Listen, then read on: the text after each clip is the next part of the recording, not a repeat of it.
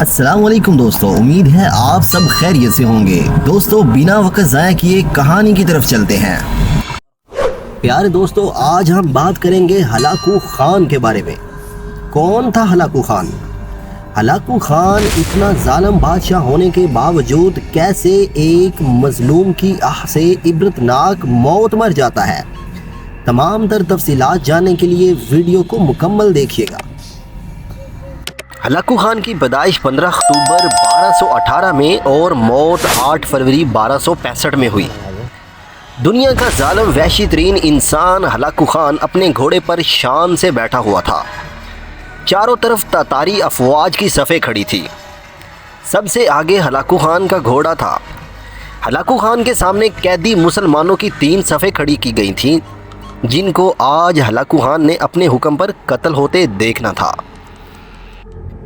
اور پھر وہ ظالم بولا، ان کے سر قلم کر دو۔ اور جلاد نے لوگوں کے سر کاٹنے شروع کر دیے۔ پہلی صف میں ایک کی گردن گئی، دوسرے کی گردن گئی، پھر تیسرے اور پھر چوتھے کی۔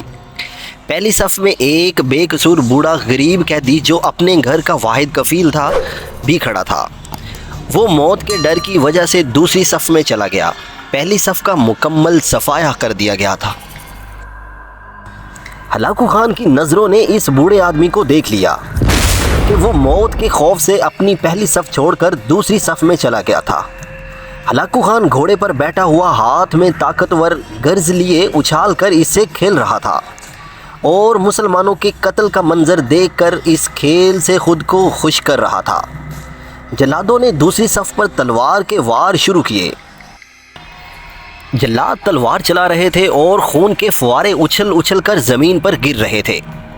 اس بوڑھے بابا نے جب دیکھا کہ دوسری صف کے لوگوں کی گردنیں کٹ کر اس کی باری بہت جلد آنے والی ہے تو وہ بھاگ کر تیسری صف میں کھڑا ہو گیا۔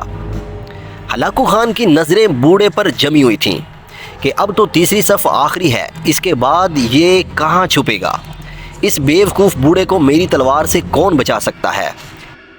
میں نے لاکھوں انسان مار دیے تو یہ کب تک بچے گا؟ تیسری صف پہ جلادوں کی تلوار بجلی بن کر گر رہی تھی۔ ہلاکو خان کی نظریں مسلسل اس بوڑھے آدمی پہ تھی کہ کیسے وہ بے چین ہو کے موت کی وجہ سے بے قرار ہے۔ تیسری صف کے انسانوں کی گردنیں گر رہی تھی۔ جلاد بجلی کی سی تیزی سے اس بوڑھے بابا کو پہنچا تو ہلاکو خان کی آواز گونجی، رک جاؤ، اس کو ابھی کچھ نہ کہو۔ ہلاکو خان بولا، بابا بتا، پہلی صف سے تو دوسری صف میں بھاگ آیا، جب وہ ختم ہوئی تو تیسری صف میں چلا گیا۔ بابا اب بتا، پیچھے تو کوئی اور صف باقی نہیں، اب تو بھاگ کے کہاں جائے گا؟ اب تجھے مجھ سے کون بچائے گا؟ ہلاکو خان نے تکبرانہ انداز میں بوڑھے پہ ہنسنا شروع کر دیا۔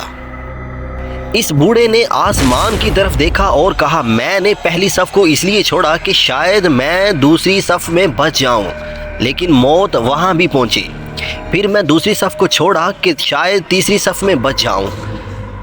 ہلاکو نے گرز کو ہاتھ میں اچھالتے ہوئے کہا، بابا یہ کیسی خام خیالی ہے؟ یہ کیسی بہکی ہوئی باتیں کر رہے ہو؟ بھلا تمہیں میری تلوار سے بھی کوئی بچا سکتا ہے؟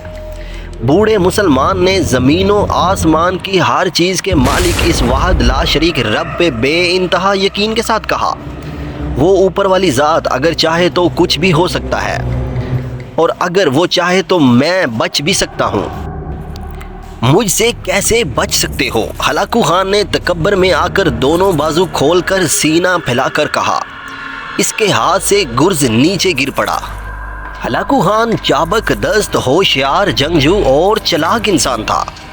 ہلاکو خان گھوڑے کے اوپر بیٹھے بیٹھے گرے ہوئے گرز کو اٹھانے کے لیے خود کو جھکایا کہ زمین پہ گرنے سے پہلے وہ اسے ہوا میں ہی پکڑ لے۔ اس کوشش میں ہلاکو خان کا ایک پاؤں رکاب سے نکلا اور اپنے گھوڑے سے نیچے آ پڑا، جبکہ دوسرا پاؤں رکاب میں ہی پھنس کر رہ گیا۔ ہلاکو خان کا گھوڑا اتنا ڈر گیا کہ وہ بھاگ نکلا۔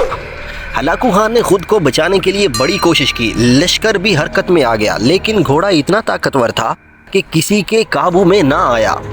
وہ ہلاکو کو پتھروں میں گھسیٹ گھسیٹ کر بھگاتا رہا، یہاں تک کہ ہلاکو خان کا سر پتھروں سے پٹک پٹک کر لہو لہان ہو گیا۔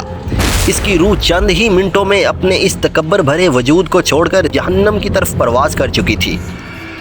لشکر نے جب بے انتہا کوششوں کے بعد ہلاکو خان کے طاقتور گھوڑے کو قابو کیا تو اس وقت تک اس کا سر بری طرح سے کچلا جا چکا تھا۔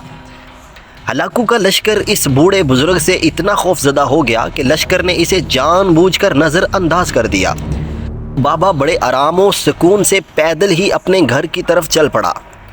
مظلوم کی آہ سے ڈرنا چاہیے، کیوں نہ کہ جب وہ اللہ کی طرف رجوع کرتا ہے تو قبولیت بہت دور سے اس کا استقبال کرنے آتی ہے۔ پیارے دوستو، آج کی کہانی سے ہمیں سبق ملتا ہے کہ ہمیں کبھی بھی غرور و تکبر نہیں کرنا چاہیے اور ہر کام میں ہمیں میانہ روی اختیار کرنی چاہیے۔ جی تو پیارے دوستو، کیسی لگی آج کی کہانی آپ کو؟ پیارے دوستو، اگر آپ کو میری ویڈیو پسند آئی ہے تو پلیز ویڈیو کو لائک اور شیئر کرنا نہیں بھولیے گا۔ اگر آپ میرے چینل پر نیو ہیں تو پلیز میرے چینلز کو سبسکرائب کیجیے گا۔ ملتے ہیں ایسی ہی ایک نیو کہانی میں، تب تک اپنا خیال رکھیے گا۔ اللہ حافظ۔